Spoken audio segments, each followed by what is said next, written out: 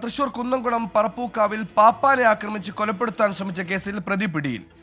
തിരുവല്ല കവിയൂർ സ്വദേശി അയ്യപ്പദാസാണ് പിടിയിലായത്. കോട്ടയം സ്വദേശി ബിജിയെയാണ് ആക്രമിച്ചത്. സൂരജ് സജി ചേരുന്നു. സൂരജ്, വിശദാംശങ്ങൾ.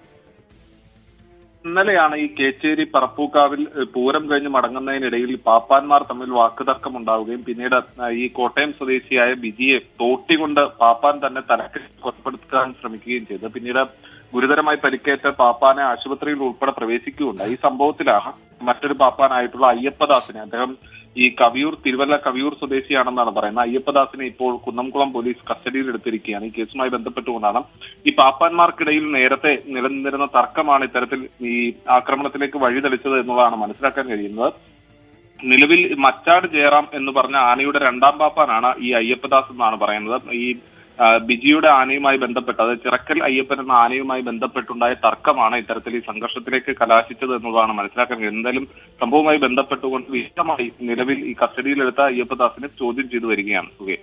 ശരി, പൂരങ്ങളിൽ ആന അച്ചടക്കം പാലിക്കുമ്പോൾ ആനപ്പാപ്പാന്മാർ തമ്മിലാണ് അടിയുണ്ടായിരിക്കുന്നത്. സംഭവത്തിൽ പാപ്പാനായ ഒരാൾ അറസ്റ്റിലായിരിക്കുമെന്ന വാർത്തയുടെ വിശദാംശങ്ങളാണ് സൂരജ് സജി നൽകിയത്.